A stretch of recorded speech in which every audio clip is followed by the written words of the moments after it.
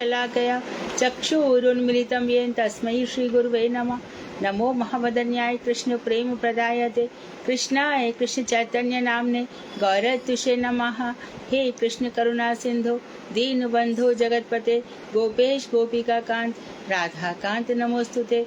तप्त कांचन गौरांगी राधे वृंदावनेश्वरी वृषभानुसुते देवी प्रणमामि हरिप्रिये। तवैवास्मि ना जीवामि त्वया बिना इति विज्ञाय राधे त्वं नयमां चरणान्तिके। गुरुवे गौरचन्द्राय राधिकायै तदालये कृष्णाय कृष्णभक्ताय तद्भक्ताय नमो नमः। वाञ्छाकल्पतरुभ्यश्च कृपा सिन्धुवेव च पतितानां पावनेभ्यो वैष्णवेभ्यो नमो नमः। श्री कृष्ण चैतन्य प्रभु नित्यानंद श्री अद्वैत गदाधर श्रीवासादि श्री गौर भक्त वृंद।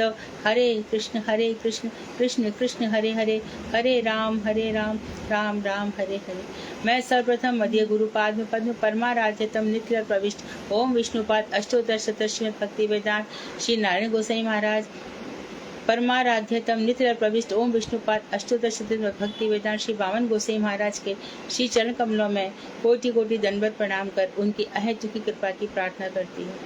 मैं ग्रंथराज श्री चैतन्य शिक्षामृत तृतीय रचयिता ओम विष्णुपाद सच्चिदानंद श्री भक्तिविनोद ठाकुर के चरण सरोज में अनंत कोटि दंडवत प्रणाम कर उनकी अहेतु की कृपा की भिक्षा करती हूँ। मैं उपस्थित श्रोता मंडली वैष्णवी सभी के लिए यथा योग्य वंदन अभिवादन दंडवत करती हूँ। तो आज हमारा प्रश्न सत्र है और जिसमें हमें अब तक ये स्पष्ट हो चुका है अच्छे प्रकार से कि जो गृहस्थ भक्त हैं, तो हमारे जो गृहस्थ में जितने भी लोग रह रहे हैं वो सब हमारे कर्मों के परिणाम हैं और कुछ भी नहीं है। हमारे कर्म ही मूर्तिमंत रूप में है। हमें इनके साथ कैसे रहना है और इनके साथ रहते रहते समाज के साथ कैसे रहना है। और ये जो हमारे जीवन की यात्रा है जो हमें अकेले ही करनी है, संसार यात्रा, देह यात्रा, जीवन यात्रा अकेले चलानी है। इसी के बीच में हमें भगवान का भजन भी करना है और संसार के बहुत सारे काम भी करने हैं। तो ये सब हम पढ़ रहे हैं। अब हम प्रश्न में फिर से इसका रिवीजन करेंगे। तो जिन जिन लोगों ने प्रश्न बनाए हैं वो अपने अपने प्रश्न पूछना प्रारंभ करें।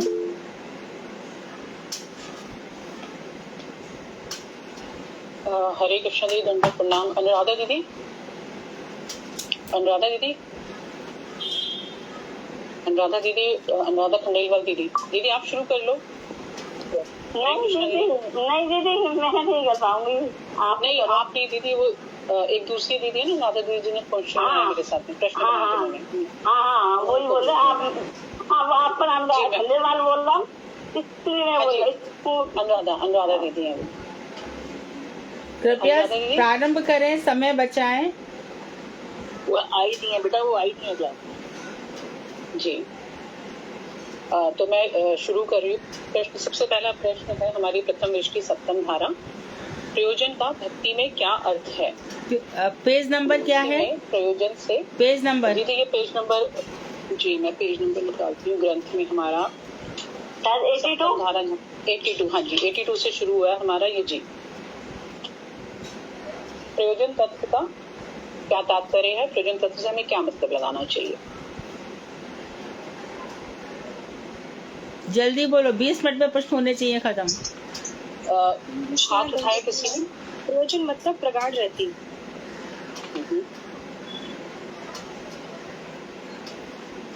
प्रयोजन का अर्थ है प्रगाढ़ रहती। प्रेम का प्रयोजन है।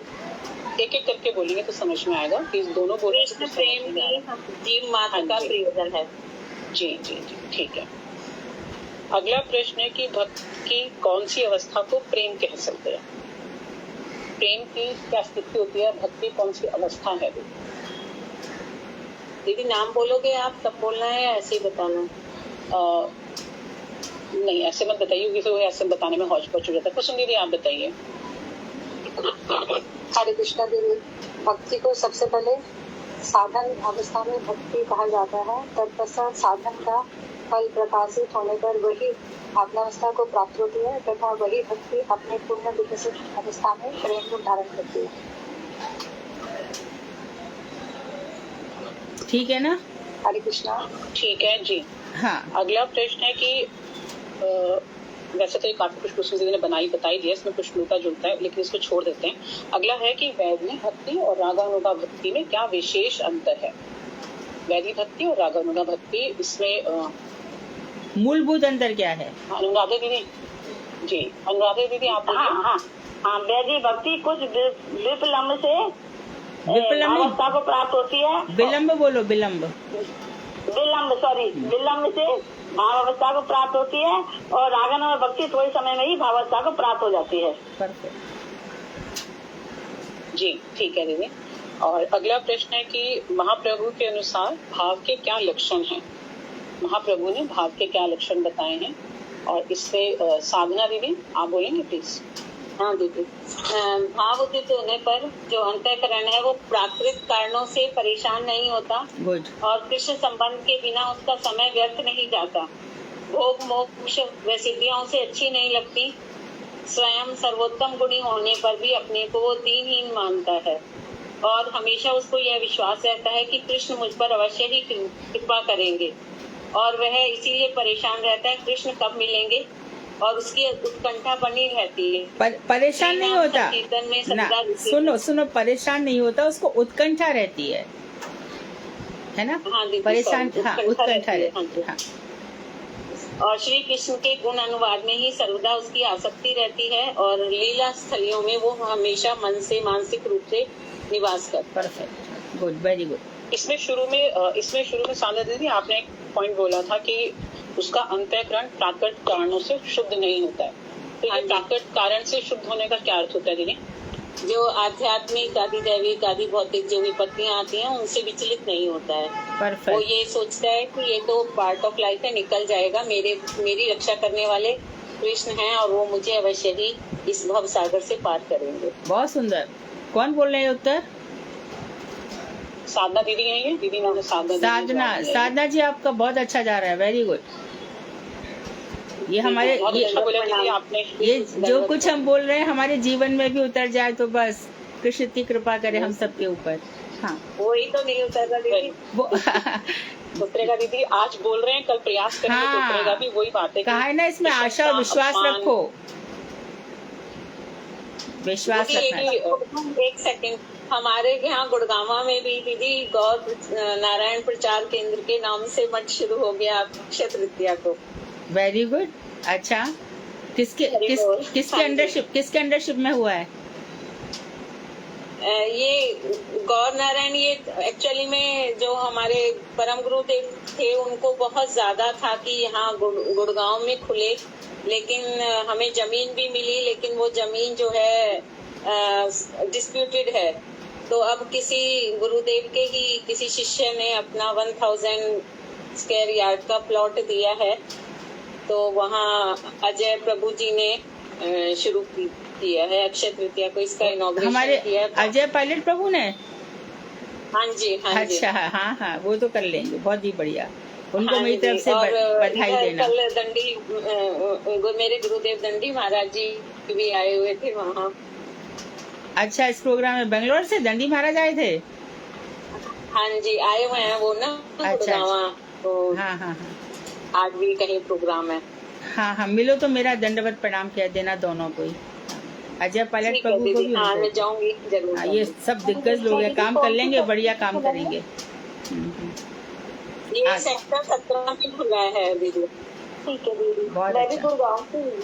अच्छा, हम वो बार आप मुझे अपना नंबर दे देना, मैं आपको शेयर कर दूंगी। ठीक है, हरे कृष्ण। सॉरी दीदी, इंटरप्ट। हाँ। दीदी कोई बात नहीं, वैसे गुरुदेव की मधुर स्मृति में भी आया था वो इनविटेशन, और वो एड्रेस वगैरह उन्होंने दे रखा था पायलट प्रभु जी ने ना। अच्छा, हाँ। जी, अगला प्रश्न है कि महाप्रभु ने प्रेम के क्या लक्षण बताए हैं, और मैं बताती हूँ इसमें से। एक सेकंड में देख लूँ, अनुराधा दीदी, कुसुम दीदी, साधना दीदी के अलावा किसने हाथ उठाए हैं? कुसुम जी से पूछो, कुसुम जी ने उत्तर नहीं दिया। खंडेलवाल दीदी। हाँ, सत्यवती जी से पूछो, दोनों में से किसी। सत्यवती दीदी आप बोलिए प्लीज। हरे कृष्णा, दंडवत प्रणाम। ये कृष्ण प्रेम जब जिसके हृदय में उदित हो जाता है, उसके वचन, उसकी क्रियाएं, उसकी भाव भंगिमाएं मतलब उदित हो जाती है, उसको विज्ञान विद्युजन भी नहीं समझ पाते हैं। थोड़ा समझाइए दीदी, समझ नहीं आया ये, आपने बोला तो बहुत अच्छा है। जिसके प्रेम उदित हो गया चित्त में, तो उसके वचन में, उसकी क्रियाओं में, जो करता है उसकी क्रियाएं और भाव में देखने के तरीका वगैरह, भाव अग्नियां, इससे मतलब अलग ही हो जाती है। विज्ञान मतलब विद्वान भी उनको नहीं समझ पाते, विद्वान भी नहीं समझ उदाहरण, पाते। कोई एक उदाहरण दे सकते हैं आप? उदाहरण ये है कि वचन, जैसे हम जो भी बोलेंगे मतलब सत्य ही बोलेंगे, मतलब नहीं, प्रेमी प्रेमी प्रेमी जो भी नहीं। कहेगा। हाँ, जैसे मधु दीदी ने एग्जाम्पल दिया था ना कि प्रेम के लक्षण क्या होते हैं, जैसे कि प्रहलाद जी को स्मरण हो रहा था, बैठे हुए थे वो, और दामोदर लीला का उनको स्मरण हुआ, अचानक से उनको हंसी आ गई, और उनको फिर जब वो पूछा गया तो उन्होंने बोला कि मैंने देखा कि भगवान कृष्ण आगे आगे दौड़ रहे हैं भय से, और पीछे पीछे यशोदा मैया दौड़ रही है लाठी लेके, कि अभी पिटाई पड़ी, अभी पिटाई पड़ी। तो ये दृश्य सोच के और देखकर उनको हंसी आ गई। तो वो एक जो प्रेम का लक्षण था, तो जो भक्त है उसकी भाव भंगी में क्या चल रही है, क्या उसके मन में चल रहा है, वो एक आम आदमी तो छोड़ के विद्वान भी नहीं समझ सकते। रूप गोस्वामी जी का भी ले सकते हैं, जिसमें हाँ जी, बिल्कुल ले सकते हैं, बिल्कुल ले सकते हैं। हाँ जी, हाँ खंजर के सदास वाला। हाँ जी, खंड कृष्ण वाला। जी जी। किस प्रकार से मधुर रस सब रसों में सर्वश्रेष्ठ है? 5 रस हैं, ये हम सब जानते हैं, लेकिन में सबसे टॉप मोस्ट मधुर रस क्यों है? मधुर रस में कुछ अभिषेक तक पहुंच जाते हैं। आप बोलेंगे कुसुम दीदी? कुसुम दीदी आप बताइए प्लीज। हरे कृष्णा। इन सब रसों में मधुर रस सर्वश्रेष्ठ है, क्योंकि इस रस में कृष्ण माधुर्य अपनी चरम सीमा तक पहुंचता है। जागतिक इच्छाएं, काम, क्रोध, मद, मोह, लोभ तो इसके हृदय में पहले से ही समाप्त हो चुका होता है। अब तो बस एक ही वांछा हमेशा हृदय में रहती है कि मैं ऐसा क्या करूं जिससे कि मेरी स्वामी राधा और भगवान कृष्ण प्रसन्न हो। उनकी हर क्रिया सिर्फ और सिर्फ भगवान की प्रसन्नता के लिए ही होती है। मधुर रस में पहले के चारों रस समावित होते हैं। यो तो शांत और दास्य रस का ब्रज में प्रवेश नहीं है। शांत दास का ब्रज में प्रवेश नहीं है। मधुर रस में उदाहरण किसका दिया जाता है अक्सर? बोलो साधना दीदी। गोपियों का। किशोरी जी सबको। जी, गोपियों में सर्वश्रेष्ठ हमारी राधा जी। अगला प्रश्न है कि मधुर रस आस्वाद्य है, विचारणीय नहीं। मधुर रस आस्वाद्य है, विचारणीय नहीं, ऐसा क्यों कहा जाता है?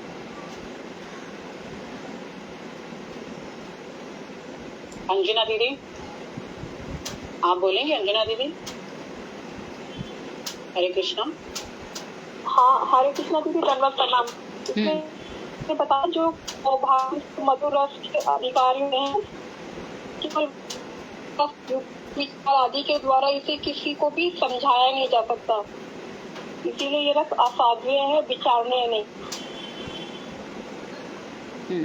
इसका वर्णन करना बहुत मुश्किल है। ये गूंगे का गुड़ है, अनुभूति अंदर ही अंदर होती है, क्या बताएं क्या बोले, ऐसा हो जाता है। जैसे उद्धव के सामने गोपियां हो रही हैं, बता ही नहीं पा रही, कुछ बोल नहीं पा रहे, अश्रुओं की धाराएं बह रही हैं बस। हाँ, आगे जी। अगला प्रश्न है फल्गु वैराग्य।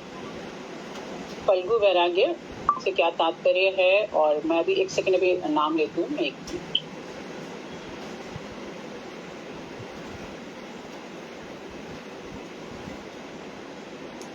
जिन लोगों ने बोल लिया है उनके अलावा इंदुवाही दीदी आप बोलेंगे प्लीज।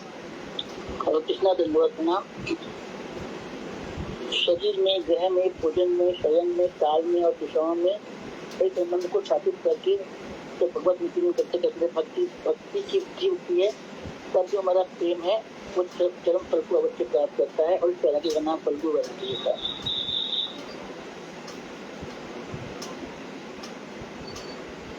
फल्गु वैराग्य पूछा था मैंने, आपने मुझे लगता है कुछ ठीक नहीं दिया जवाब।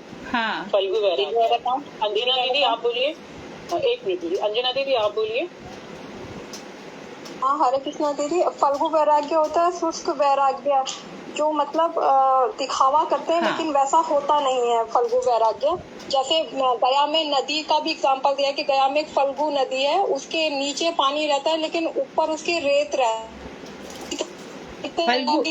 फल्गु का ना पहला अर्थ सीधा आना चाहिए कि दिखावे का वैराग्य, झूठा, अंदर हृदय में नहीं है पर दिखा रहे हैं, जिसमें मेन एग्जाम्पल बंदर का आता है। दीदी बंदर का तो मरकट वैराग्य आता है ना, बंदर फल्गु वैराग्य और मरकट वैराग्य सेम ही है। मरकट भी, मरघट भी, अच्छा, फल्गु, हाँ, ये सब समान अर्थक है। अच्छा, फल्गु का अर्थ ही है झूठ, जो कि है ही नहीं। जैसे इसमें देखिए हम ये भी कह सकते हैं कि इसमें भगवान से दूर दूर तक कोई संबंध नहीं होता, लेकिन दिखावा होता है। दिखावा होता है, बाहरी आवरण ऐसा होता है कि लाल कपड़े पहन लिए और निकल गए, घर बार छोड़ के अपने पत्नी बच्चों को छोड़ दिया और बैठे नदी के किनारे की उनको तपस्या कर रहे हैं, लेकिन मन ही मन में कुछ और चल रहा है। कुछ लोग तो ऐसे हैं कि जो कि अलग रहते हैं लेकिन फिर दूसरी किस तरीके से भी रहना शुरू कर देते, तो वो फल्गु वैराग्य, सिर्फ दिखावे का वैराग्य, ना उसमें प्रेम है भगवान के प्रति, ना ही भगवान को पाने की कोई इच्छा है। महाप्रभु जी ने जी दीदी वो बतख कौन सी बतख होती है, वो बैठी रहती है पानी में, क्या बोलते हैं? बगुला, बगुला किनारे पे बैठा रहता है। बगुला वो बैठा रहता है, जैसे मच्छी आती है तो तुरंत ही हाँ, झपट लेता है। जी। अगला प्रश्न है, महाप्रभु जी ने श्री सनातन गोस्वामी और श्री रघुनाथ गोस्वामी को क्या शिक्षा दी है?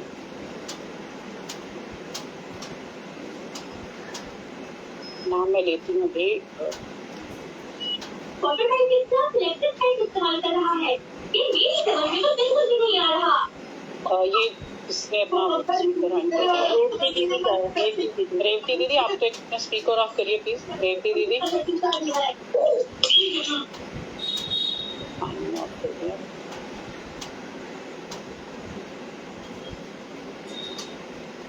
बोलिए बोलिए, जल्दी प्रश्न करिए, 10 मिनट में खत्म होने चाहिए। अनीता चौधरी दीदी, हाँ जी, हरे कृष्ण दीदी। बोलिए प्लीज, बोलिए जी। दीदी, चैतन्य महाप्रभु ने रूप सनातन गोस्वामी और रघुनाथ दास गोस्वामी को ये आज्ञा दी कि जो फल्गु वैराग्य को निषेध करके युक्त वैराग्य। युक्त वैराग्य से क्या अर्थ है? दीदी, युक्त वैराग्य सच्चा वैराग्य, राइट, जो हत्या से, जैसे संसार में रहते भी हम आ सकते हैं। फिर सारे बच्चों को भगवान की सेवा में लगा और प्रभुपाद जी को जो घर से निकाला कि तुम प्रचार करो, सेवा करो भगवान। अच्छा, मानो हम बच्चों को भगवान में लगा रहे हैं और बच्चे नहीं लग रहे, तो हमें क्या सोचना चाहिए? दीदी, हमें फिर अनासक्त होके भजन। वेरी गुड, बहुत सुंदर, बहुत सुंदर। लगते हैं तो ठीक है, नहीं लगते हैं तो कोई बात नहीं, अपना भजन कंटिन्यू करना चाहिए। हाँ जी, हरे कृष्ण दीदी, बहुत सुंदर। हाँ, मरकट वैराग्य से क्या अर्थ है? हरे कृष्ण दीदी, वो भक्ति रसामृत सिंधु में श्लोक भी है ना उसका, युक्त वैराग्य का, अनासक्त से विषयान यथार्हम उपयुज्यता निर्बंध कृष्ण संबंधे युक्त वैराग्य मुच्यते। बिल्कुल बिल्कुल बिल्कुल सही है। हाँ, आगे। मरकट वैराग्य से क्या तात्पर्य है साधना दीदी? दीदी, बंदर जैसा दिखावटी वैराग्य मरकट वैराग्य है, जिसमें दूर दूर तक भगवान से कोई संबंध नहीं होता, लेकिन दिखावे के लिए वही जो आपने बताया था, कंठी माला भी पहनेगा, तिलक भी लगाएगा, लाल कपड़े भी पहनेगा, सब कुछ करेगा, लेकिन अंदर ही अंदर कितना मेरा बिस्तर अच्छा हो जाए, कितना मेरा बंगला हो जाए, कितनी मेरी गाड़ियां हो जाए, कितने मेरे भक्त हो जाए, कितना मेरा पैसा हो जाए, यही सब सोचता रहता है। जैसे बंदर दिखते हैं ना कि शांत बैठा हुआ, लेकिन मन ही मन 10 मंदिरों का चिंतन करता है। हाँ, और लालची इतना, स्वार्थी इतना कि जब उसको कुछ खाने को मिले तो अपने पत्नी और बच्चों को ना देखे, पहले सब कुछ खुद ही हड़पना चाहता है। हाँ। तो ये दिखावे का वैराग्य। इसके आगे के प्रश्न। हाँ, जब महाप्रभु जी ने जगन्नाथ गोस्वामी जी को बोला था कि घर जाके नहीं, और जैसे मरकट रहता है उस तरह से व्यवहार करो। नहीं, हाँ, घर पे जाके नहीं, आपने गलत बोल दिया दीदी। जैसे बंदर, हाँ, जैसे यानी अंदर से सबसे प्रेम करो, लेकिन अंदर ही अंदर वो भगवान का स्मरण करो और बाहर से बंदर जैसा वैराग्य रखो। रघुनाथ गोस्वामी को बोला था ना महाप्रभु जी ने, जब गए थे वो नहीं आ रहे थे, जब उन्होंने घर पर जाओ और मरकट जैसा वैराग्य रखो। ऐसा क्यों नहीं कहेंगे? होता कि अंतरे निष्ठा कर बाह्य लोक व्यवहार। बाह्य लोक व्यवहार। हाँ, लोक व्यवहार करना है, मरकट वैराग्य नहीं लोक कहा। व्यवहार। हाँ, सब उल्टा, लोक व्यवहार। पूरा अर्थ ही बदल जाएगा। ठीक है जी, सॉरी। विषभोक्ता नाशक होकर बोला था कि विषभोक्ता नाशक होकर। जी अनुराधा दीदी आप आ गए हो ना? इसके आगे के क्वेश्चन अनुराधा दीदी ने बनाए हैं। अनुराधा दीदी, अनुराधा हो तुम क्लास में? आप ही पूछ लो दीदी। वो नहीं है तो तुम ही पूछो। जी मैं ही पूछती हूँ, वो पता नहीं मैंने ज्वाइन क्यों नहीं किया। अगला प्रश्न है कि जीव प्रपंच संसार में रहते हुए भी भगवान से कैसे नित्य संबंध बना सकता है? जीव संसार में रहते हुए भी भगवान से कैसे नित्य संबंध बना सकता है, और इसमें साधना दीदी आप बोलिए प्लीज। हाँ दीदी, भजन के अनुकूल जीवन निर्वाह के लिए आवश्यकता अनुसार यथा योग्य विषयों को अनासक्त होकर भोगे, और साथ ही साथ भीतर निष्ठा रखे कि भीतर में निष्ठा रखे और बाहर में लोक व्यवहार करते रहें। और ऐसा करने में कुछ ही दिनों बाद करुणा के सागर श्री कृष्ण हमें अवश्य ही उद्धार कर देंगे। बहुत सुंदर, परफेक्ट। जी, परिवार में रहते हुए भी अनासक्त हो। हाँ जी, और बहुत अच्छा सामने दे दिया। तुम लोग सब कभी कभी ये सब पढ़ते हो तो अपने अंदर भी हम लोग एनालिसिस करते हैं कि हम कहाँ पे खड़े हैं, क्या हमारा, हम कहाँ जा रहे हैं। माधुर कादम्बनी इसीलिए बनाया गया है कि आप लोग जो कुछ पढ़ रहे हो, चक्रवर्ती ठाकुर कह रहे हैं, अपने अंदर देखो कि हम कहाँ तक पहुँच रहे हैं। यदि कहीं कमी लग रही है तो उसको परफेक्ट करते हुए निकल जाओ इस संसार से। आना नहीं संसार में दोबारा,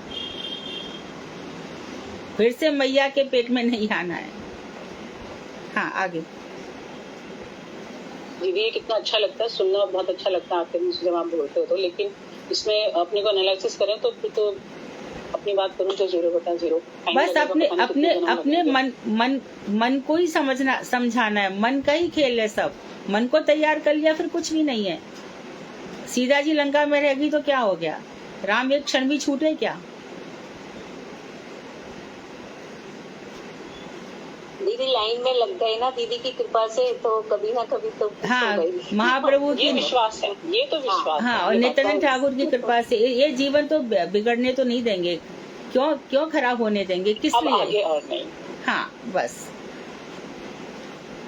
अगला प्रश्न है, यथा योग्य विषयों को स्वीकार करो, इसका क्या अर्थ है? और मैं नाम ले रही हूँ यहाँ पर, 1 मिनट। अनीता कुमारी दीदी आप बोलिए। हरे कृष्ण दीदी। स्वच्छंद रूप से जीव का निर्वाह करने के लिए घर में स्त्री पुरुष के साथ अनासक्त होकर विषयों को स्वीकार करते हुए आंतरिक निष्ठा के साथ भजन करने में धीरे धीरे प्रपंच दूर हो जाता है, और उस समय आत्मा भक्ति के बल से बलवान होकर भगवत संबंध में स्थित हो जाती है। सुंदर, परफेक्ट। जी बिल्कुल ठीक। विषयों को ग्रहण करना, लेकिन इंद्रिय दर्पण के लिए नहीं होना चाहिए विषयों को ग्रहण करना। हमारा हर जगह हमको सिर्फ ये सोचना है कि भगवान कृष्ण की ही सेवा हो रही है हर तरीके से। अगला प्रश्न है कि जीव युक्त वैराग्य का उपकरण कैसे बन सकता है? जीव युक्त वैराग्य का उपकरण कैसे बन सकता है? और मैं भी नाम ले रही हूँ, 1 मिनट।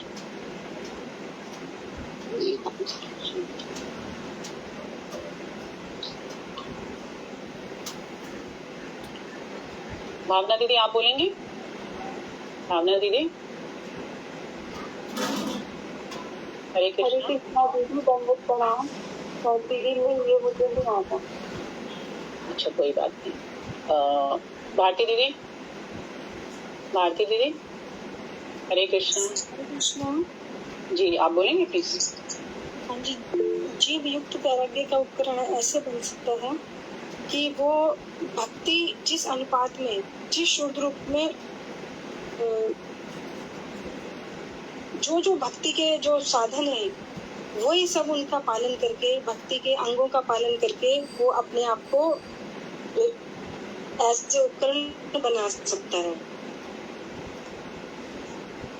विषयों से दूर रखे, जितनी उसकी आवश्यकता हो विषयों को उतना ही ग्रहण करे।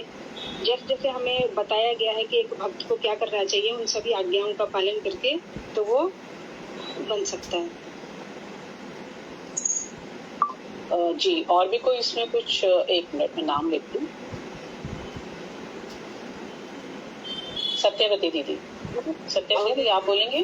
हाँ जी। घर बार पत्नी पुत्र परिवार तथा समाज आदि को कृष्ण संबंधी जानने से ये सभी युक्त वैराग्य उपकरण हो सकते हैं।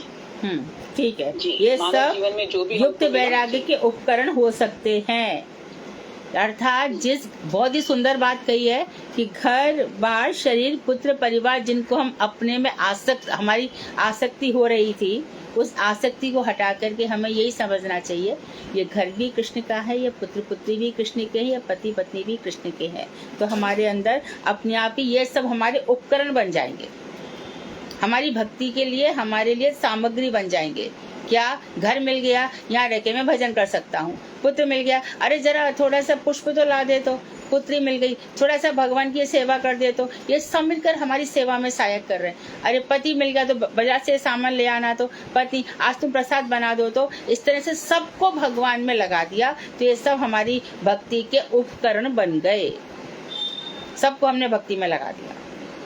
थोड़े थोड़े काम करा लो, धीरे धीरे सुकृति बनेगी। मानो तुमने यही कह दिया, अरे जरा देख मैंने तुलसी में पानी देना भूल के, थोड़ा पानी तो चढ़ा दे, तो और ऊपर कलश लगा दे, बूंद बूंद पानी टपक जाएगा, ऐसे बोल दिया। आज देख मैं फूल लाना भूल गई, बाजार से फूल ला दे, तो धीरे धीरे धीरे धीरे आप देखोगे कि सब आपके भजन में शामिल हो रहे हैं। जिसकी जहाँ पे रुचि हो उसको उस काम को भक्ति में लगा दो। जिसकी कर्म में रुचि है तो उससे ऐसे काम कराओ कि भक्ति वाले ही कर्म करे। अरे कुछ भी उसको कह दो, देख आज गर्मी बहुत है, भगवान का मंदिर तो बंद नहीं है, पंखा चालू कर दे, देख उनको गर्मी लग रही होगी, ऐसे धीरे धीरे करके लगा दो। आगे नवदा भक्ति में 9 अंग हैं, इनमें से कौन सा सर्वश्रेष्ठ है? नवदा भक्ति कौन सा सर्वश्रेष्ठ है? कुसुम दीदी, एक मिनट, कौन बोलना चाह रहा था? मैं बोलना चाह रहा हूँ। हरि नाम संकीर्तन। हाँ ठीक है, रूपी दीदी ने जवाब दे दिया, ठीक है। अगला है कृष्ण प्रेम रूपी धन को शीघ्र प्राप्त करने का क्या उपाय है? कृष्ण प्रेम को प्राप्त करने का क्या उपाय है? और मैं नाम लेती हूँ, 1 मिनट। जल्दी नाम लो सुधा, फटाफट नाम लो, जो भी दिखाई दे। हाथ सब लोग उठा नहीं रहे, मैं ये देख रही हूँ कि जो हाथ नहीं उठा रहा तो मैं उसका नाम लूं। नहीं जल्दी करो, हाँ इसमें टाइम जा रहा है। श्यामा दासी आप बोलोगे? कुसुम दीदी आप बोलिए। निरपराध होकर हरि नाम का कीर्तन किया जाए तो अल्प समय में श्री नाम प्रभु कृपा पूर्वक प्रेम की प्राप्ति होती है। नहीं दीदी, शुद्ध भक्तों के अनुगत में हरि नाम का श्रवण और कीर्तन करने से शीघ्र ही प्रेम धन की प्राप्ति होती है। ये ठीक है। काफी कुछ और भी छोड़ना है, अभिलाषिता को भी हमने छोड़ना है, ज्ञान कर्म सबको छोड़ना है। ठीक है रूबी दीदी। अगला है भक्ति में अग्रसर होने के लिए महाप्रभु ने काफी हमको निर्देश दिए, उसमें से कोई 2 विशेष निर्देश आप बता दीजिए। अनीता दीदी।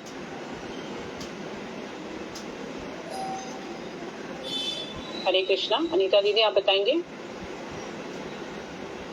सत्यवती दीदी आप बोलिए।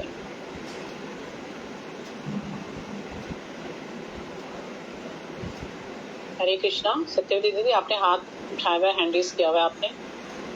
1 मिनट क्वेश्चन बोला प्लीज से, कैसा? जी, भक्ति में अग्रसर होने के लिए महाप्रभु ने क्या क्या वचन दिए, कोई से भी 2 बता दीजिए।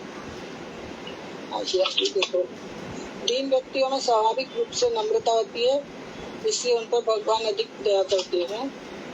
और दूसरा, चाहे जन्म किसी भी कुल में हुआ हो या वंश में हुआ हो,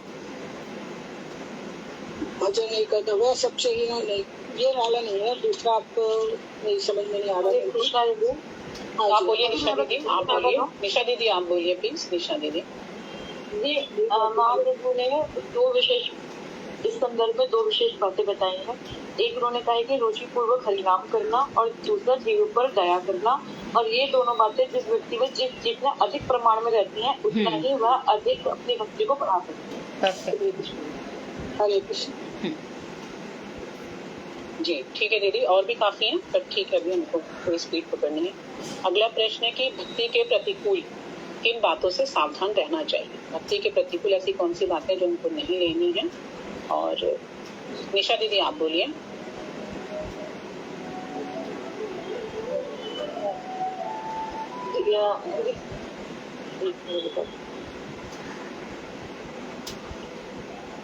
बोलो, नहीं तो दूसरा कोई बताए। दीदी इसमें है हाँ दीदी मैं बताऊं हाँ बोलो। कि इस धरती के प्रतिकूल कुछ बातों का हमें बहुत विशेष ध्यान रखना चाहिए।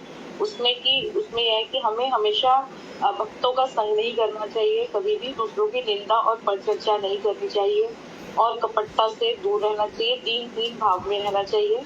और हमें बताया गया है कि जो भी वर्णाश्रम में रह के हमें जितना भी यथोचित है उतना हमें जीवन निर्वाह के लिए, जितना यथोचित है उतना जीवन निर्वाह के लिए हमें धन अर्जित करना चाहिए, उसके अलावा नहीं करना चाहिए। और सभी क्रियाओं के केंद्र श्री कृष्ण को रखते हुए हमें अपने सभी कार्यों को करने चाहिए।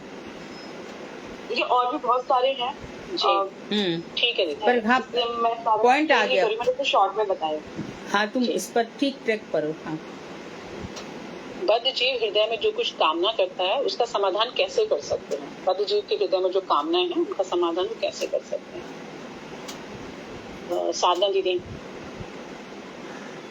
दीदी धीरे धीरे शुद्ध वैष्णवों का संग करे, निर्विराग होकर नाम संकीर्तन करे, तो जो उसके अंदर कलमश हैं वो धीरे धीरे स्वतः ही नष्ट हो जाते हैं।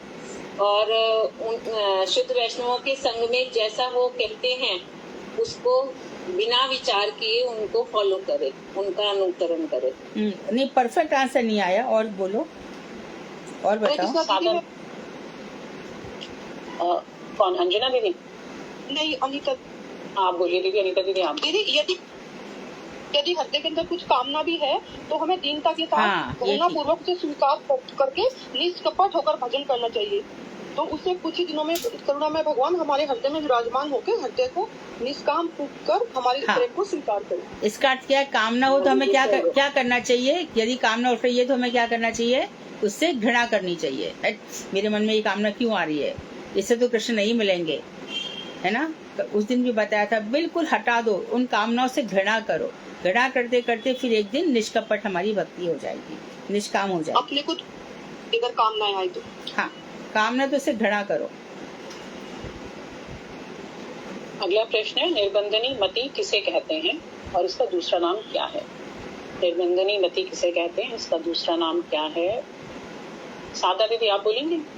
हाँ दीदी, इसका दूसरा नाम तो है उपयुक्त यत्नाग्रह और भाव भक्ति को लक्ष्य करके वैदिक भक्ति जो उत्तम व एकांत भाव से अनुशीलन की वृद्धि होती है, और प्रेम भक्ति के आविर्भाव को लक्ष्य कर भाव भक्ति जो निर्बंधित अनुशीलन की वृद्धि होती है उसे ही हम निर्बंधनी मति कहते हैं। जी, निर्बंधनी का मतलब क्या होता है? निर्बंधनी शब्द से अर्थ क्या? निर्बंधनी का मतलब दृढ़ जो हटे, सोचने के बाद वहां से हटे ना, दृढ़ता हो, एकदम बिल्कुल दृढ़ हो, जिसमें कोई बंधन ही नहीं ना रहे, निर्बंध किसी प्रकार का, यहाँ ये करूँ वो करूँ, माया का कोई बंधन नहीं रहे, बल्कि शुद्ध एवं दृढ़ हो। अब इस चैप्टर का लास्ट क्वेश्चन है कि जीव को श्रेय या प्रेय में से किसका आचरण करना चाहिए, किसको लेना चाहिए, श्रेय या प्रेय? कुसुम दीदी आप बोलेंगे? प्रेय का, जो जीव के भगवत भजन के लिए अनुकूल है। नहीं दीदी, श्रेय प्रेय तो संसार में ले जाता है, श्रेय कल्याण का। श्रेय से भक्त को प्रसन्नता मिलती है और उसे कष्ट का अनुभव भी नहीं होता। हाँ, श्रेय वो जो उसके लिए श्रेयस्कर है, अभी नहीं तो भविष्य में श्रेयस्कर होगा, लेकिन प्रिय अभी नहीं तो क्या सुधा जी, अभी भी श्रेयस्कर है, भक्ति नाम लेते श्रेयस्कर है, अभी नहीं तो क्या मतलब जी, हमेशा ही श्रेयस्कर। मेरे हो गए दीदी यहाँ पे प्रश्न। भारती दीदी आप पूछेंगे? हरे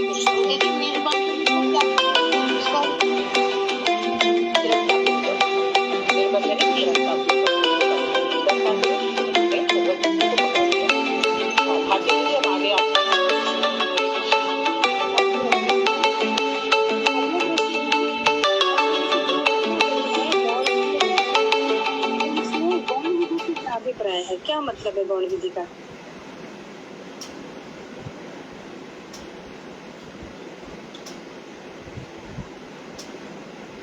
बोलो बोलो। कुसुम शर्मा दीदी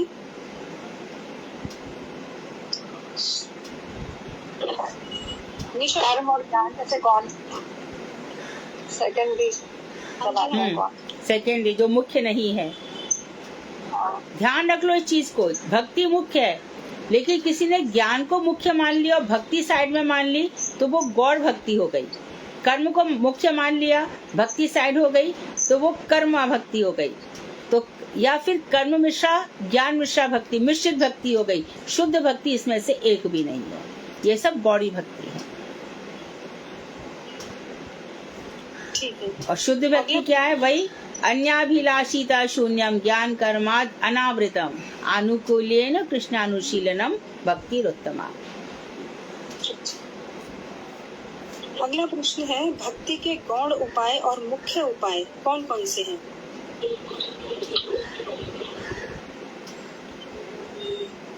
अभी तो डिस्कस किया है, बोलो यही है। दीदी कर्म और ज्ञान गौण हाँ। उपाय हैं, श्रवण और कीर्तन मुख्य उपाय हैं। ठीक है।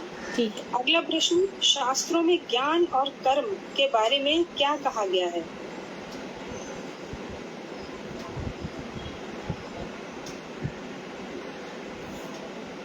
शास्त्रों में ज्ञान और कर्म के बारे में क्या कहा गया है? हाँ जी बोलिए। मैं बहिर्मुख बताया गया है और उसकी प्रचुर निंदा की गई है। हाँ, उनको बहिर्मुख बताया गया और निंदा भी की गई। दीदी हम ये भी तो कह सकते हैं, ज्ञान और कर्म भक्ति प्राप्त करने के लिए आरंभिक हाँ, अवस्था में आरंभिक साधन है, वैदिक लेकिन भक्ति जब के आरंभिक धीरे-धीरे साधन। बिल्कुल बिल्कुल। अगला प्रश्न है, जड़बद्ध जीवों के लिए अभिधेय क्या है? जड़बद्ध जीवों के लिए भक्ति प्राप्त करने का अभिधेय क्या है? कर्म और ज्ञान। Yes yes yes yes. ठीक, कर्म और ज्ञान ही मुख्य साधन है। अगला प्रश्न है, जननिष्ठ विधि जो कि 2 प्रकार की होती है, शरीरनिष्ठ और मनोनिष्ठ विधि। तो शरीरनिष्ठ विधि और मनोनिष्ठ विधि, इसके बारे में बतलाइए। इंदुबाई दीदी। हरे कृष्णा, दंडवत प्रणाम। मानव शरीर को पुष्ट बनाने के लिए या स्वस्थ रखने के लिए जो व्यवस्थाएं की जाती हैं उसको शरीरनिष्ठ विधि कहते हैं। जैसे आहार, उचित आहार देना, यथा योग्य लगाना पड़ेगा, विशेषण देना पड़ेगा। यथा योग्य आहार, यथा योग्य खाना पीना, हाँ, व्यायाम आदि करना। और दूसरा क्या पूछा है? मनोनिष्ठ विधि। हाँ, मनोनिष्ठ विधि का अवलंबन नहीं करने पर जो तुम्हारी बताती है। तुम्हारा प्रश्न ये भी होना चाहिए कि शरीरनिष्ठ विधि का पालन नहीं किया तो क्या हो जाएगा? और क्या शक्ति सब पूर्ण रूप से विकसित नहीं हो पाती है और अपने अपने कार्य को करने में असमर्थ होती है। मतलब हमें अपने मन को भटकने से रोकना है और अपने मन को भक्ति में लगाना है। जैसे इसमें दीदी ने बताया था कि हमारे शरीर में 5 कोश होते हैं, मनोमय कोश, प्राणमय कोश, विज्ञानमय कोश, अन्नमय कोश और आनंद। तो मनोनिष्ठ विधि से जो है वो मन को और पुष्ट और विकसित करता है। अगला प्रश्न है, मनोनिष्ठ विधि की उपलब्धि शक्ति और धारण शक्ति से क्या अभिप्राय है? उपलब्धि शक्ति, कुसुम शर्मा दीदी। मनोनिष्ठ विधि को अवलंबन नहीं करने से मन की उपलब्धि शक्ति और धारणा उपलब्धि शक्ति के बारे में बताना है। उपलब्धि का होना नहीं होना ये मन के ऊपर निर्भर करता है। कैसे?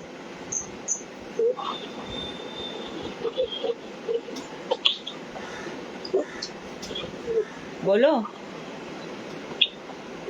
तुम्हारा भजन ठीक से चल रहा है, इसकी उपलब्धि तुम्हें हो रही है, तो तुम्हारा उत्तर क्या है?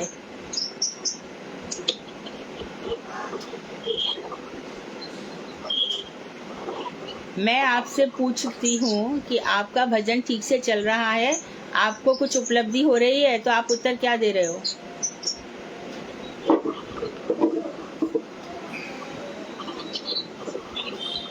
अरे कोई तो बोलो, कुछ तो बोलो।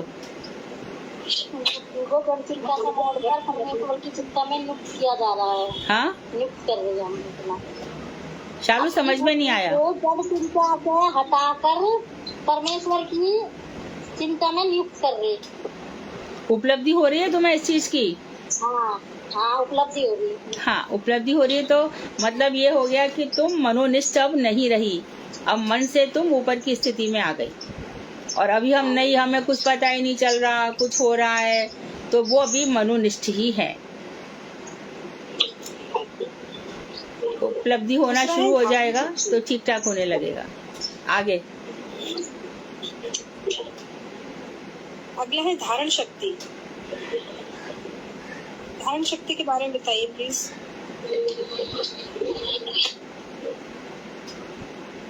धारण शक्ति का क्या अर्थ है? कितना मैंने बताया था, बोलो ना।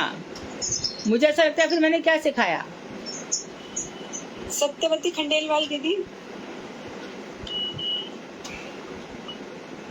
अरे जो कुछ हम सुन रहे हैं उसको धारण किया कि नहीं किया, अंदर गया कि नहीं गया, यही तो धारण शक्ति है।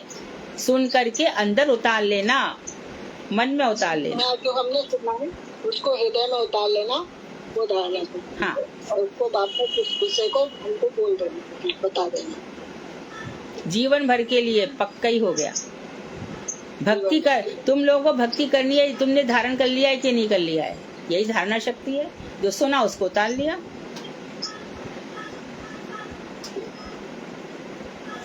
अगला प्रश्न है, मन की कल्पना शक्ति, विभाव शक्ति तथा विचार शक्ति ये कब पुष्ट और विकसित नहीं हो पाती?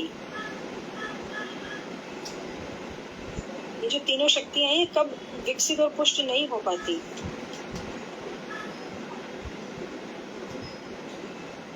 हरे कृष्ण दीदी, मनोनिष्ठ विधियों का अवलंबन करने पर, नहीं करने पर, ना करने पर, मनोनिष्ठ विधियों का अवलंबन ना करने पर मन की उपलब्धि शक्ति, धारण शक्ति, मनोनिष्ठ विधियों का अवलंबन नहीं करने, ये पुष्ट नहीं होती।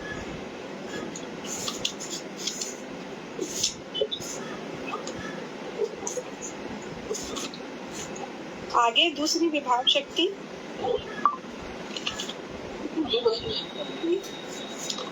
विभावन मतलब प्रकट हो जाना, प्रकट होने की। अंदर भावों का प्राकट्य विभावना शक्ति कहलाती है। मन में तो जैसे बहुत कुछ आ रहा है तब वो प्रकट भाव नहीं कहते हैं ना, हो इनके मन में भाव विभावित हो रहे हैं। आलम्बन विभाव, उद्दीपन विभाव, भगवान का मोर देखा तो मन में एकदम भावना आ गई, ये सब विभावना शक्ति है। कृष्ण को देखा तो राधा जी की याद आ गई, गोकुल चले गए तो नंद बाबा यशोदा जी का हृदय में प्राकट्य हो गया, ये सब विभावना शक्ति है।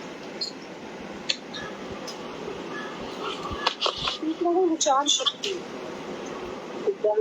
सही गलत का मतलब हमको मालूम पड़ना चाहिए, क्या सही है क्या गलत है, क्या करना है क्या नहीं करना है, विचार करने की शक्ति।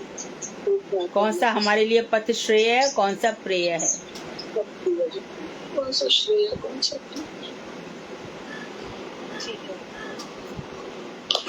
अगला प्रश्न है, मनुष्य जीवन को सफल बनाने के लिए जननिष्ठ विधि का पालन करना क्यों आवश्यक है?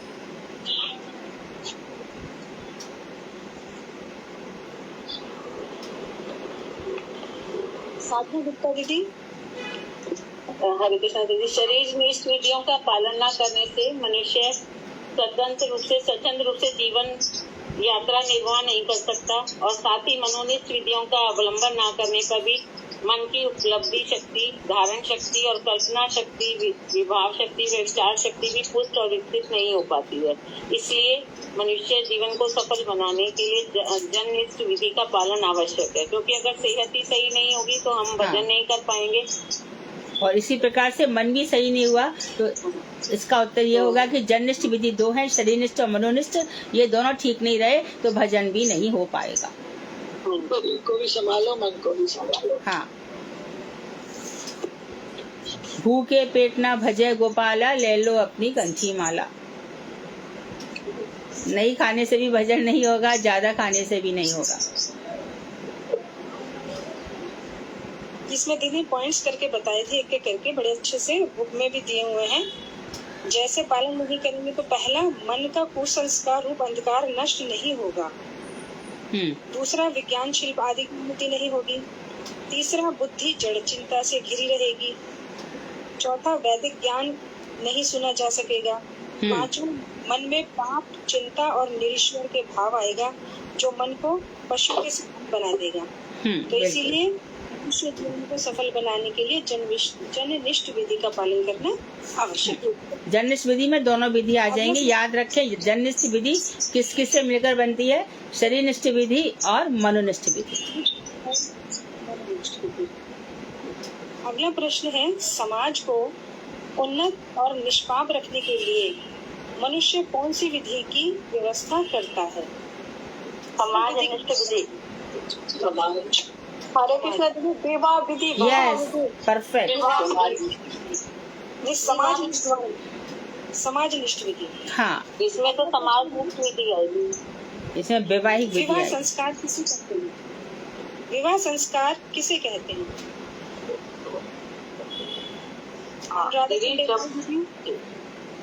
समाज विधि के अंतर्गत विवाह विधि एक बड़ी उत्तम विधि है। मनुष्य समाज में यदि विवाह की विधि नहीं होती तो वह इतना उन्नत नहीं हो पाता।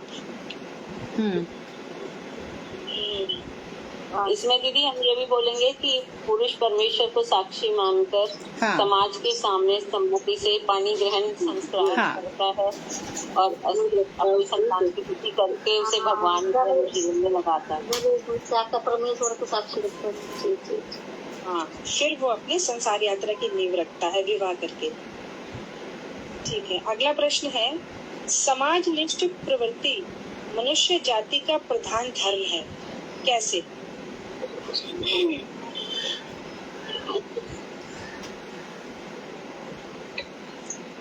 मनुष्य का प्रधान धर्म क्या है? समाज को उन्नत बनाना। बोलो। जो मनुष्य का परम धर्म है वो जिस देश में जहाँ जिस देश में रहता है उस समाज को उन्नत और उसकी सभ्यता को समृद्ध रखे। तो जब वो समाजनिष्ठ विधियों का पालन करते हैं तो उनमें अधिक परिपक्वता और गतिमूलता आती है और संसार जो हमारा देश और जो हमारा समाज है वो उन सामाजिक विधि विधानों को फॉलो करते हुए एक सही उसमें चलता है। सही, हाँ। और इसी के आधार पर हमारा संविधान भी बनता है जिससे कि कहीं पर कोई गड़बड़ ना रहे। अगला प्रश्न है, कलयुग के प्रभाव से कौन सी जाति बलहीन होकर अन्य जातियों के अधीन हो गई है? आर्य जाति। जो कि कभी सबसे बलवान थी, अब वो बलहीन हो रही है। हमें ये तो सिखाया जाएगा कि ताजमहल किसने बनवाया और उनके हाथ तोड़वा दिए गए, परंतु जो जिनके हाथ टूटे वो हिंदू थे, ये हमें कोई नहीं सिखाता है। कुतुब मीनार बनाई गई, पर जिन्होंने बनाई उनके साथ कैसा सुलूक किया गया। सोमनाथ मंदिर किसने तोड़ा? महमूद गजनी ने क्या काम किया, औरंगजेब ने क्या काम किया। ये सब पढ़ाने के लिए भी इतिहास कितना पक्षपात करते हैं, कितनी बायस हो जाती है शिक्षा प्रणाली।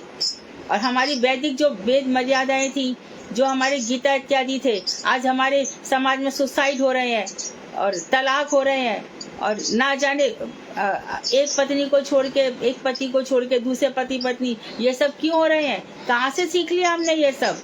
कहाँ से हमारे समाज में घुस गए? हम तो वैदिक मर्यादा का पालन कर रहे थे, कहाँ से आ गई ये सब चीजें? यहाँ पर एक से विवाह करो, दूसरी रानी को उठवा लो, तीसरी को उठवा लो, दासियों को मंगवा लो। ये प्रथा हमारे हिंदुओं में थी ही नहीं।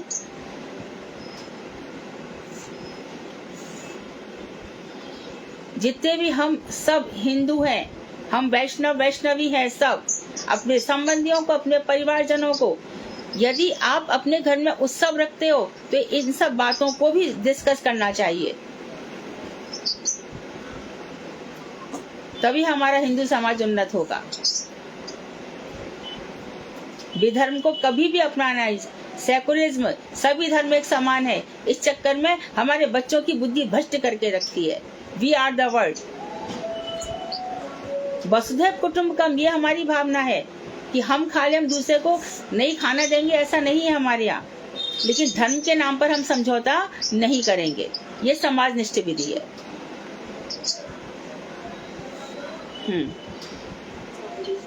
अगला प्रश्न है, साधारण समाज और वैष्णव समाज में क्या अंतर है?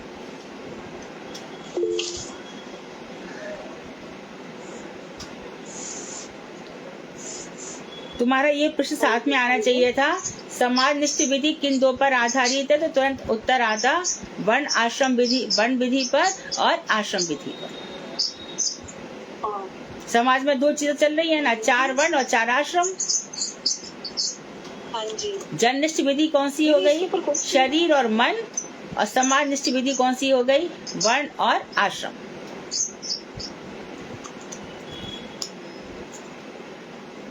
ये बीच में आपने थोड़ा इसके बारे में बताया था ना, तो मैंने थोड़ा क्वेश्चन बना लिया। ये क्वेश्चन है आगे, यही वाला है। हाँ, कि ऋषियों ने समाज विधि को कितने भागों में बांटा है? हाँ ठीक है, ठीक है। हरे कृष्ण दीदी। दीदी, दीदी ने बताया था वैष्णव समाज के बारे में कि ये बहुत उन्नत समाज है, और जो साधारण समाज से अगर इसका कंपेयर करें तो वैष्णवों का जो कोई एक धर्म, वो इन 4 वर्णों में नहीं आते हैं। उनका उन्नत धर्म, उन्नत वर्ण है, और उनके वो सभी जो जितने हमारे ग्रंथों में और विधि में अच्युत बोलते हैं। और जो वैष्णव समाज उन्नत समाज है, वहाँ पर सामाजिक किसी व्रत विधियां मान्य नहीं है। वो लोग अंत्यज हैं, 4 वर्णों से, 4 आश्रमों से बाहर हैं। हाँ, और वैष्णव समाज में सूतक नहीं लगता है, उसमें तो भगवान की निरंतर सेवा चलती रहती है। सूतक पातक कुछ भी नहीं दिखता। और उसमें सादा समाज में सूतक कर्म कांडों को सबको देखना, सबको साथ में लेकर चलना पड़ता है। दोनों में डिफरेंस है। ठीक है। और दीदी, साधारण समाज जो कुछ भी करता है वो अपनी इंद्रिय तृप्ति के लिए करता है, और वैष्णव समाज जो कुछ भी करता है वो भगवान की प्रसन्नता के लिए कार्य और कर्म करता है सारे। बहुत सुंदर।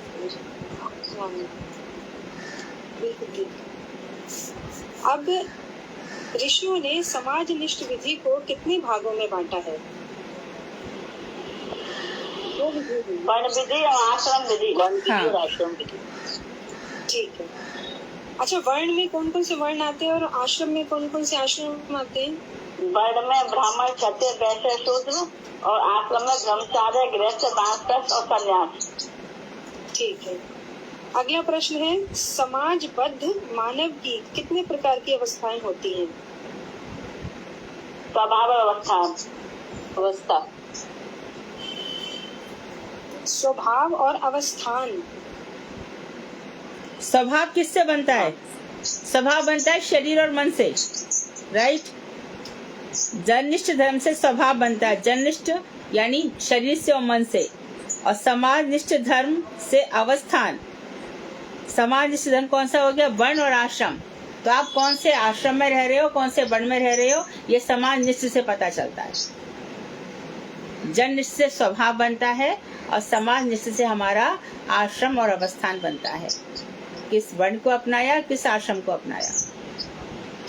आगे,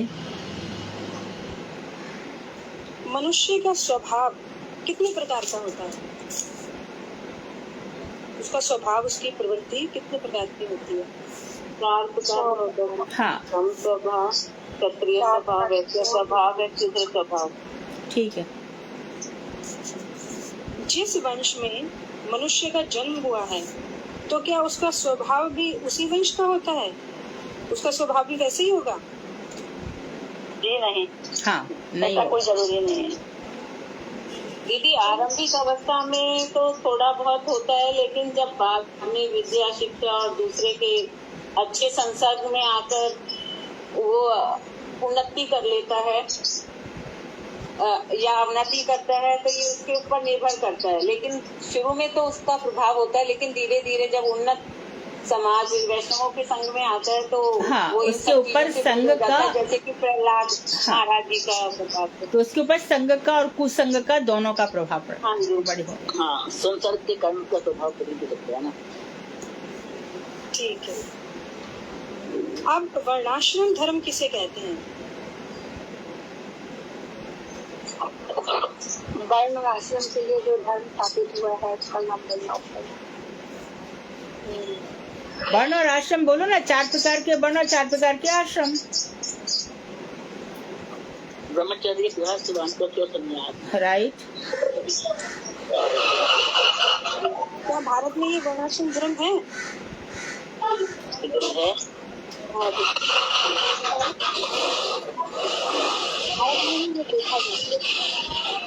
ऐसा कहते हैं कि लगभग वर्णाश्रम धर्म है, तो शायद इसीलिए ही भगवान भारत भूमि में काम करते हैं। ठीक है। बाहर के देशों में तो ऐसा कुछ देखा नहीं जाता, वो वर्णाश्रम धर्म का पालन करते हैं। और जो लोग विवाह से पूर्व विद्या उपार्जन के लिए विश्व में भ्रमण करते हैं, ब्रह्मचारी कहलाते हैं। और जो विवाह के बाद वो गृहस्थ कहलाते हैं। और वो वानप्रस्थ आश्रम में आ जाते हैं और एंड में वो संन्यास आश्रम में आ जाते हैं। हाँ जी दीदी, अब यहाँ हमारे क्वेश्चन आंसर पूरे हो गए हैं। हाँ, प्रथम धारा के। ठीक है। तो कल हमारी द्वितीय धारा प्रारंभ होगी कि पुण्य कर्म करने चाहिए कि नहीं करने चाहिए, और पुण्य कर्म किसको कहते हैं। अब तुम लोग इस मोड़ पर आ गए हो कि वहाँ पर 2-4 अड़ोसी पड़ोसी रिश्तेदारों को बैठ करके ये सब सिखाओ। इन सब बातों को लोग सीखेंगे। इसके बाद फिर बाद में जैसे यहाँ पे बताया जाएगा ना, आगे भक्ति की ऊपर की बात है, लेकिन बेस जरूर अच्छा हो जाएगा सबका। तुम लोगों ने नोट्स भी बना लिए, प्रश्नोत्तर भी तुम्हारे पास है। 1 जन 2 जन 4 जन को थोड़ा थोड़ा सिखाओ।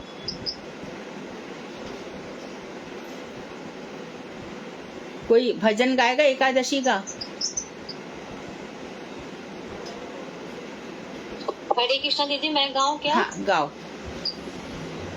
ठीक है दीदी।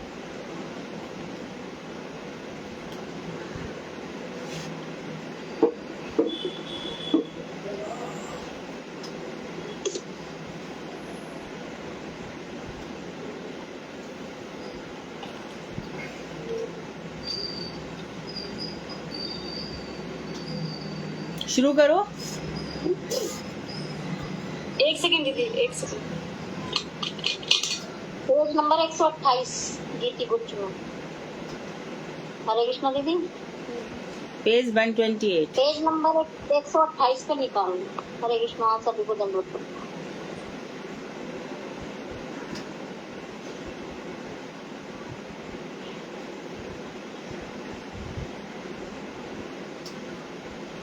पेज नंबर कितने पे बोले दीदी?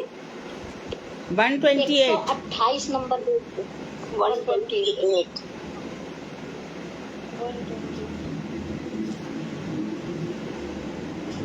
बुद्ध भक्ति जन।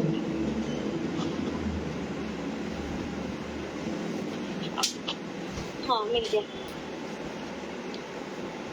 सुध भगता चरण रेणु भजन अनुकूला, भगत सेवा परम सिद्धि, भगत सेवा परम सिद्धि, प्रेमालती करमूला, माधवती थी भगति जननी, अतली पालनहारी, विष्णु शक्ति सती गौरी, परम आदर बाड़ी, और आमाज सब आस्थाने, पड़ाला ब्रह्मण रांगे, से सब आस्थान हरिबो, आमी प्राणी संगे, निर्गंग गादा सुनित माना, अवसर सदयाचे, गौर विहिता कीर्तन सुनी, आनंदे हृदय नाचे, युगल मूर्ति देखिया मोरा, परम आनंदा सेवा करित है सकल प्रपंच जाए जेहु दिन गृह भजन देखी गृह ते गोलोक भाई चरण श्री देखिया गंगा सुख सीमा पाए तुलसी देखी जुड़ाए प्राण माधव तोष निजानी गौर प्रिय साथ सेवनी जीवन सार्थक मानी भगति विनोद कृष्ण भजने अनुकूल पाए जहाँ प्रति दिवसे परम सुखे स्वीकार करियता शुद्ध भगता चरण रेणु भजन अनुकूला जय एकादशी जय एकादशी जय एकादशी जय एकादशी जय माधव तिथि जय माधव तिथि जय माधव तिथि जय माधव तिथि जय गुरुदेव गुरुदेव गुरुदेव जय जय गुरुदेव जय जय गुरुदेव गुरुदेव गुरुदेव जय जय गुरुदेव। कौन कीर्तन किया, किसने किया, कौन गा रहा था? पूर्णमासी। पूर्णमासी। और बड़ा सुंदर आवाज है, बहुत सुंदर गाया, बहुत सुंदर, बहुत सुंदर। तो वांछाकल्पतरुभ्यश्च कृपा सिन्धुभ्येव च पतितानां पावनेभ्यो वैष्णवेभ्यो नमो नमः। हरे कृष्णा दीदी, दंडवत प्रणाम। हाँ, हरे कृष्ण। हरे कृष्ण